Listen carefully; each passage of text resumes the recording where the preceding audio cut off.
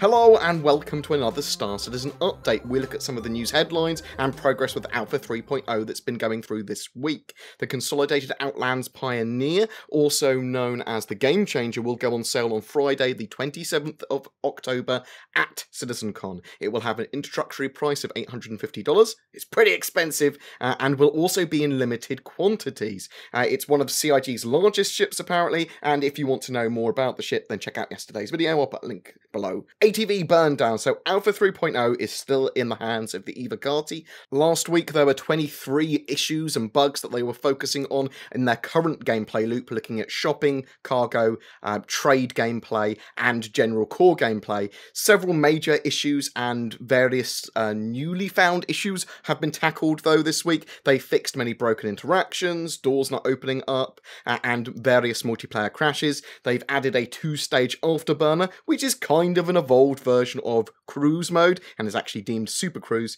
that they now have put in game. So that's kind of used for positioning, so you can get in an appropriate position to quantum travel. So if you've got something in your way, you'd move out of the way and then go into quantum travel again. It's also going to be used for closing distances when coming out of quantum travel. So you come out of quantum travel near a planet and you want to go to the surface quickly, you'd go up to your normal afterburner speed, and then the second stage afterburner will kick in and get you there a lot quicker. They've since reviewed the shopping, cargo and trade experience, which has uncovered many other items that they'd like to polish and fix with those systems, meaning that we actually have an increase in overall bugs of 2 this week, bringing it up to 25 in the current game loop. Evocati are getting builds sometimes more than daily, and I expect that bug count to drop rapidly after CitizenCon. A common question that's asked as well is, will Alpha 3.0 require a fresh install? And essentially, yes, it will. You are going to have to freshly install the game if you were on the old version, obviously.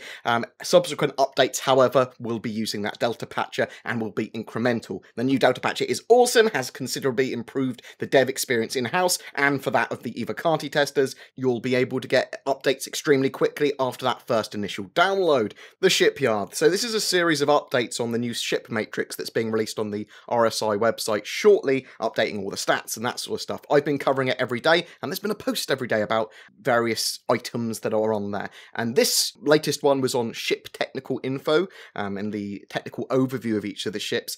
This kind of section will convey information on ship sizes and types. So vehicles are ground only, like the Urza. There's snubs, which are the Dragonfly P-52, space flight capable but very small and dependent on other ships. Small ships, that's stuff like the Super Hornet Sabres, most dogfighters, generally under 25 meters in length, normally single-seaters. Then you've got medium ships like the Cutlass, the Vanguard. Basically, they're 25 to 50 meters in length typically, and designed for 1 to up to small groups of players. Then you've got large ships, usually over 50 meters. These ships are operated, or can be operated with a skeleton crew, but really require an experienced medium to large crew working together as a unit to achieve mission goals and to work the ship properly.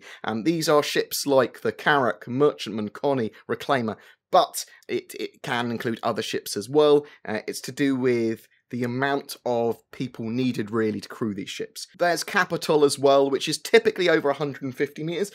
But some situations they may not be as large as the large ships or equally sized to the large ships. They require skilled larger crews or supporting fleets to be used as intended. Not really suitable to run as a casual solo player. Ships like the Orion, Hull-E, Polaris, Idris, Endeavour. Jump point sizing for the ships hasn't been fleshed out yet, so expect updates to this in the future. And we're going to work out what's a small jump point, what ships will be supported in there, that sort of stuff. We will also be getting updated stats for dimensions, mass, cargo capacity, which will be showing the safe cargo areas that you can secure cargo in. You could also technically fill your corridors full of cargo, but this could cause damage to the cargo and your ship and might affect maneuvering and fuel consumption. There will be speeds as well, so your SCM, your standard combat maneuvering speed, as well as the afterburner speed, both standard and the second stage super cruise speed as well.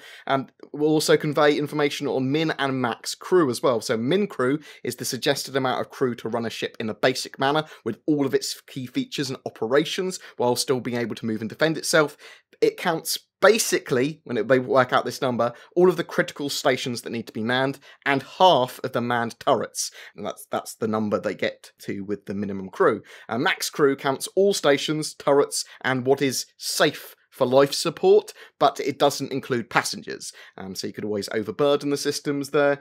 And there's no restriction on players running these ships solo, or with less than their minimum crew, or more than their maximum, other than the fact that oxygen and resources may deplete faster if you're running over your maximum crew limit, or a ship might operate a lot less efficiently if it's just you trying to crew an Orion and trying to do all the mining operations. It might be dangerous, in fact.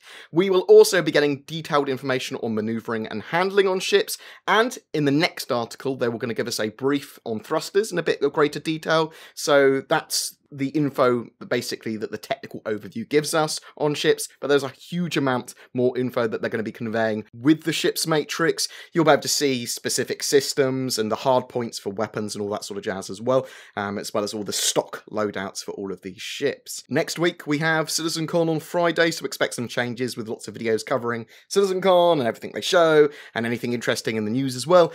We'll also be doing a live watch party of the presentation. I'll drop all the details of that on social media and the Twitters and the comments down below and all that sort of jazz as well. Every month we give away a ship for October. It's a Constellation Aquila with the Urza rover and P-52 snub fighter, donated by our lovely featured org, Stellar Enterprise. Links to them below. All you need to do is be subscribed to my YouTube channel and comment on any of my Star Citizen videos during the month. Do you have any questions about Alpha 3.0, about the Evocati stuff, about Star Citizen development in general, or anything else we talked about today, or CitizenCon, whatever? A special thank you to my Patreons who allow me to create the amount of content I do. If you're interested in becoming one of them, you can find the link to Patreon down below, as well as everything else we've talked about. Please don't forget to like and subscribe, and I will see you in the verse.